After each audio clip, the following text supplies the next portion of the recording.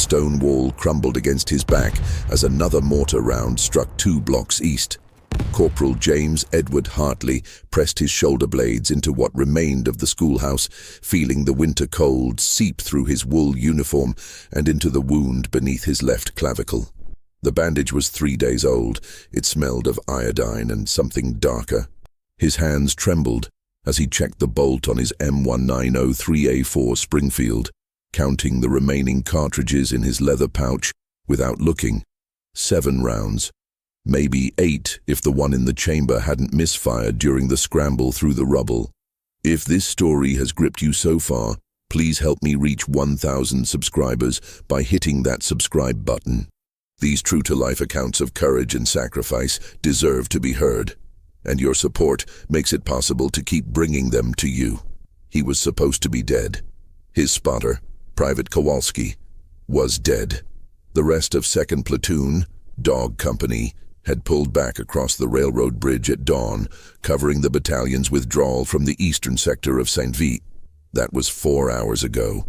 Hartley had been unconscious in a cellar, buried under beamwork and plaster dust. His Springfield somehow still cradled in his arms when he woke to the sound of German voices above him.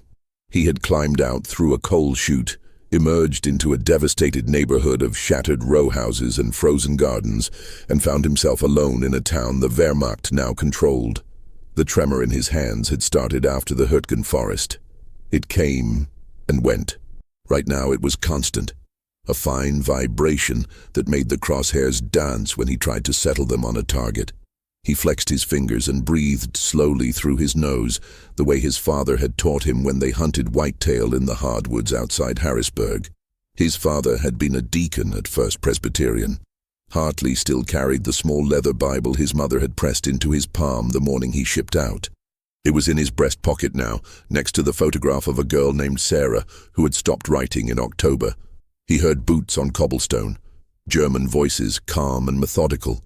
A radio crackled somewhere close. Hartley shifted his position behind the wall, ignoring the sharp pain that flared through his ribs. He had broken at least one of them when the mortar blast threw him into the cellar stairs. Every breath felt like a blade turning. He brought the rifle up slowly, settling the wooden stock against his cheek, and peered through the Weaver 330C scope. The glass was scratched but functional. He scanned the street. 3 men in field grey moved past the burnt shell of a Kübelwagen, their Kar 98K rifles slung casually across their backs. They were talking, gesturing toward the church steeple 100 yards north. One of them laughed. They looked young. Hartley guessed 18, maybe 19. He could take the first one with a clean shot, but the others would scatter, and the entire patrol would converge on his position. He had no exit route. The street behind him was a maze of collapsed buildings and exposed cellars. If he moved, they would hear him. If he stayed, they would find him. He lowered the rifle and waited. His breath formed small clouds in the frozen air. The temperature had dropped below 20 degrees overnight and showed no sign of rising. The Germans passed out of sight, moving toward the square where the statue of some forgotten saint stood headless among the debris. Hartley counted to 60, then moved. He kept to the shadows, staying low, using the rubble for cover. His boots made almost no sound on the frost-covered stones. In the Rangers, he had learned to walk light, to control his breathing, to read terrain like scripture. He crossed an alley where a dead mule lay stiff and bloated, its cart overturned, spilling sacks of frozen grain across the ice. He did not look at it for long. The church was his objective. From the bell tower, he would have a sight line across the entire eastern approach. If the Wehrmacht was moving armor or reinforcements through Saint-Vith, he would see it. And if he could see it, he could radio it back to battalion. Assuming his radio still worked. Assuming anyone was still listening. He reached the church steps and paused.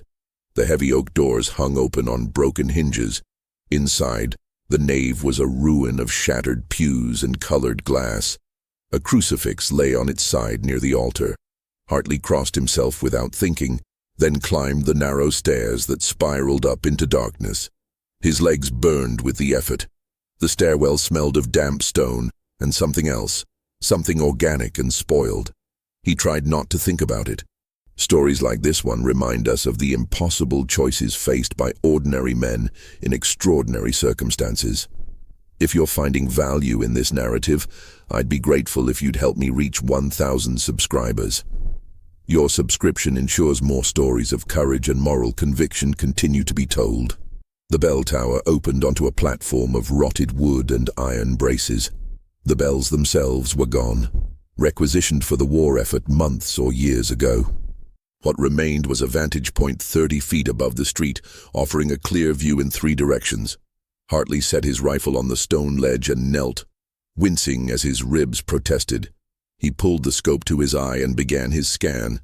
The eastern road was empty except for a burned-out half-track and a cluster of abandoned supply crates. To the north, smoke rose from the direction of the rail yard. To the south, nothing but forest and the distant haze of artillery fire. He moved the scope west and froze. A column of German soldiers was moving through the square, maybe 40 men in loose formation, accompanied by 2 Kübelwagens and a single half-track mounting an MG-42. They moved with the confidence of an occupying force, rifles at rest, no scouts forward. Hartley counted heads and estimated distance. 400 yards, give or take. Well within range, but a difficult shot with the wind gusting from the northwest. He could feel it against his face, cold and relentless, strong enough to drift a .30-06 round by several inches at that range. He watched them for 5 minutes. The column halted near the fountain, and the soldiers dispersed, some entering buildings, others setting up a checkpoint at the intersection. An officer in a long coat consulted a map with 2 NCOs. Hartley committed the scene to memory, then shifted his attention to the road beyond. That was when he saw the woman. She came from the north, moving quickly along the edge of the street, her dark coat pulled tight against the wind. She carried a bundle in her arms, something wrapped in a blanket. Hartley adjusted the scope and saw her face pale and drawn, younger than he expected. She could not have been more than 25. The bundle shifted and he realized it was a child. She was heading directly toward the German checkpoint. Hartley felt his pulse quicken. He did not know if she understood what she was walking into. Maybe she was desperate. Maybe she thought the Germans would let her pass. Maybe she had no choice. He watched through the scope as she approached the intersection, her steps slowing as she saw the soldiers. One of the Germans called out to her. She stopped. The officer turned and walked toward her, his hands clasped behind his back. Hartley could not hear what was said, but he saw the woman shake her head. The officer gestured toward the bundle. She stepped back. He stepped forward. Hartley's finger moved to the trigger guard. He did not pull it inside. Not yet. The officer reached for the blanket and the woman turned away, clutching the child to her chest. The officer barked an order. 2 soldiers moved forward, rifles raised. The woman shouted something, her voice high and desperate, carrying across the empty square. The child began to cry. Hartley's hands steadied. The tremor vanished.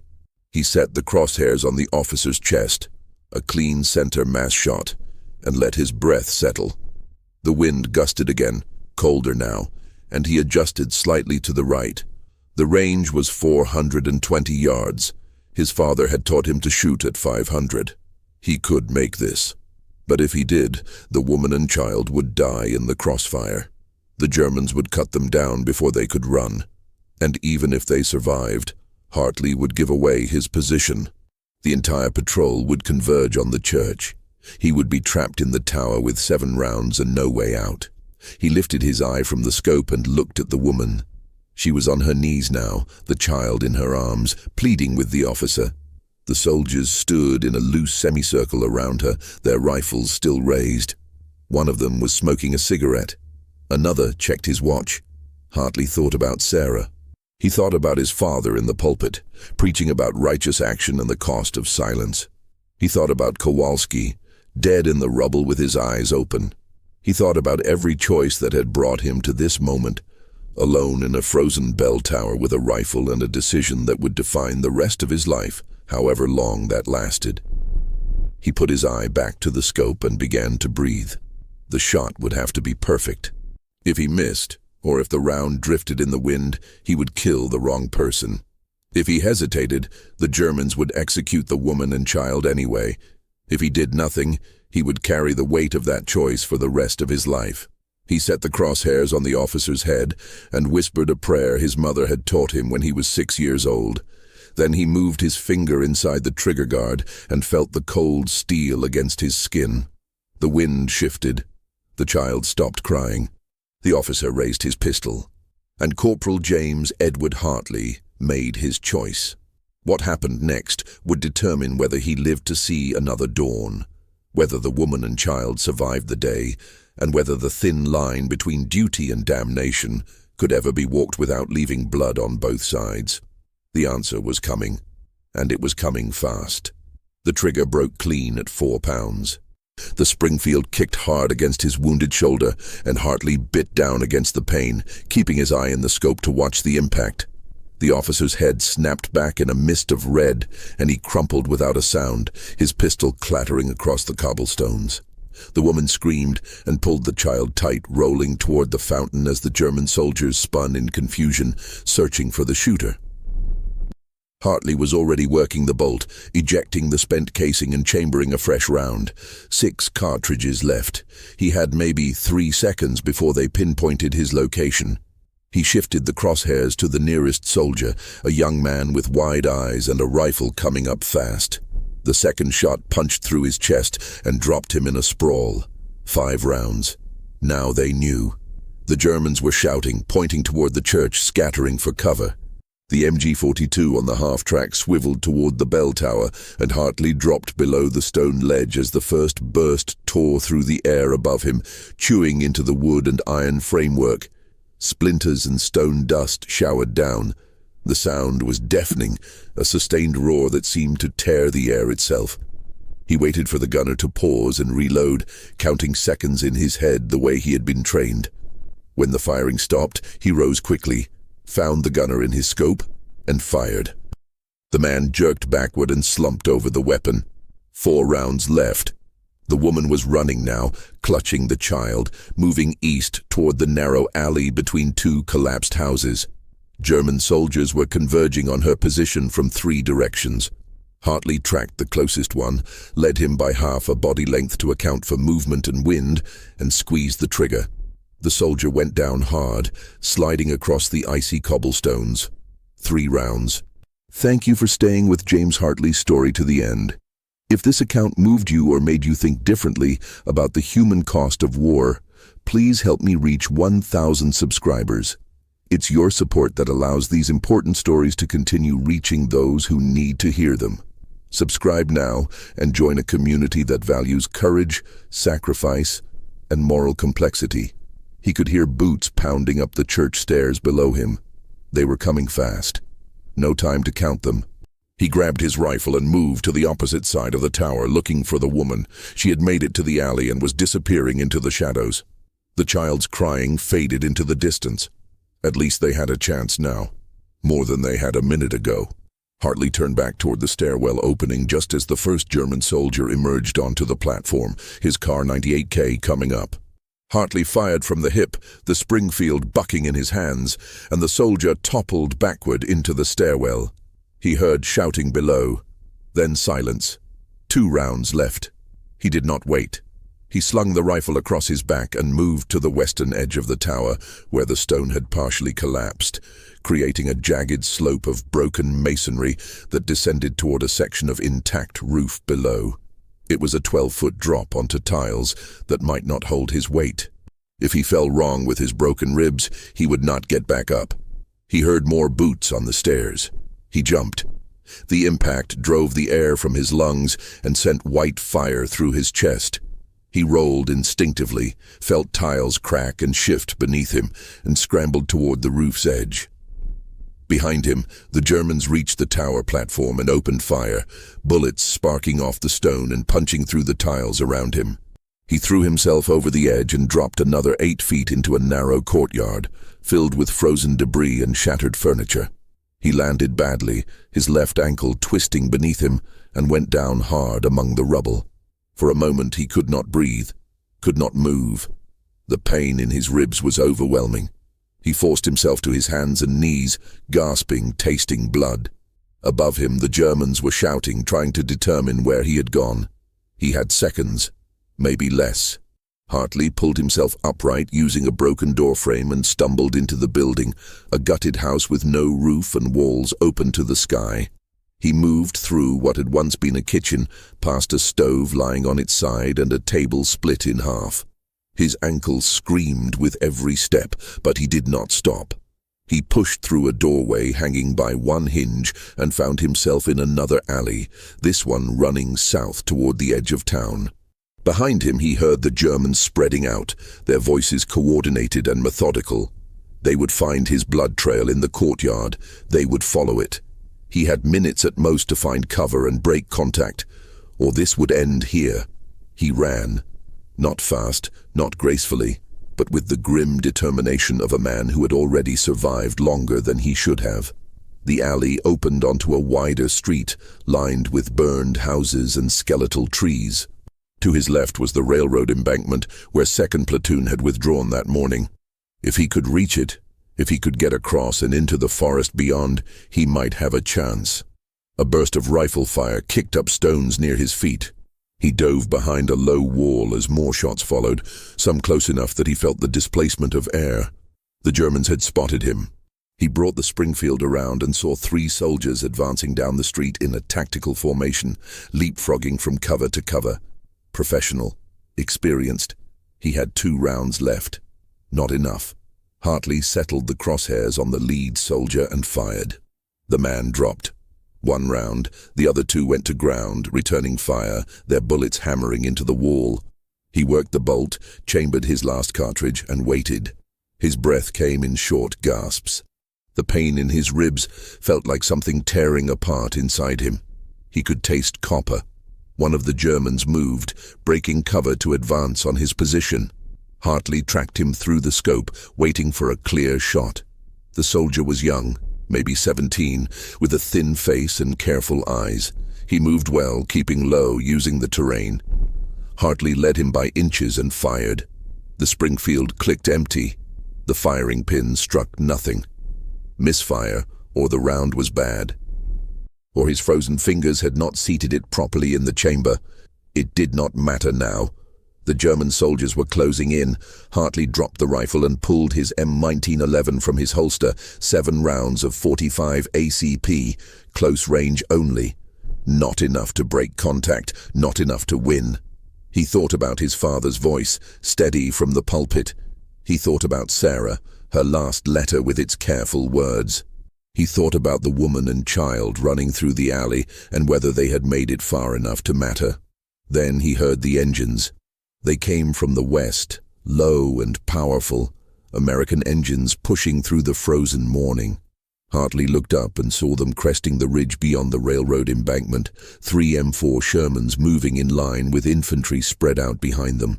The tanks traversed their turrets toward the German positions and opened fire, their 75mm guns hammering the eastern sector with methodical precision. The German soldiers broke and ran. The half-track in the square tried to reverse, but took a direct hit that turned it into a fireball. Small arms fire erupted across the town as American infantry moved in, clearing buildings, pushing the Wehrmacht back toward the northern roads.